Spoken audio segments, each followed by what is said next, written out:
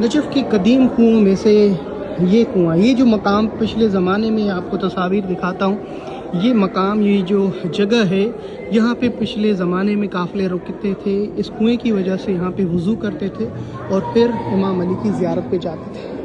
یہ حضرت امام علی علیہ السلام کا صحابی جلیل القدر اسیب الیمانی، لاکھوں درود و سلام ہو امام علی کے صحابی جلیل القدر۔ اور جب مولا نے ان کو دعا دی تھی تو پھر ان کو جو عزت اور ان کی نقصان ہوا تھا 10 برابر ان کو واپس ملا تھا۔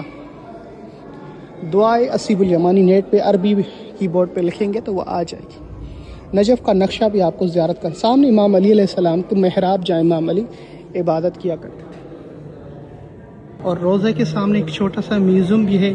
نجف پہلے کس طرح ہوا کرتا تھا اور یہاں پر کس طرح قافلے آتے تھے، یہ ساری تصاویر میں موجود ہے، یہ نقشے موجود ہیں۔ مولا علی علیہ السلام کا روضہ پہلے قلعہ ہوا کرتا تھا پورے روضے کو، اور اس کے بعد آہستہ آہستہ قافلوں کی صورت میں لوگ اس طرح آتے تھے گھوڑوں پر، اور اس مقام پہ وضو کر کے، وضو جو ہے آپ کو دکھایا کنواں، وہاں سے پھر آگے جاتے تھے۔ اور نجف میں شرف شمس اور بہت سارے جبل موجود ہیں، جس پہ پہلے یہ پورا نقشہ دیکھ لیں۔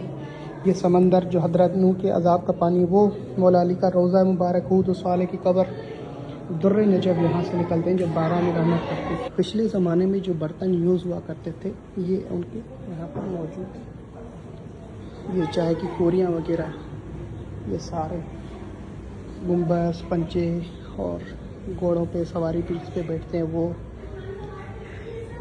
اور یہ پرانی چیزیں یہاں پر میوزیم کے طور پہ موجود ہیں۔ یا آپ آ سکتے ہیں بالکل، ماشاءاللہ۔ یہ دیکھیں، میں نے یوٹیوب پہ مکمل ویڈیو بنائی ہے۔ یہ ان کا بیٹا تھا جو اونٹ پر جنازہ لے کر آیا اور مولا علی سے ان کی ملاقات ہوئی، تو یہ مکمل میں نے ویڈیو بنائی ہے، آپ دیکھیے گا یوٹیوب پر، شاکر نشوی اسیب الیمانی کے نام پر۔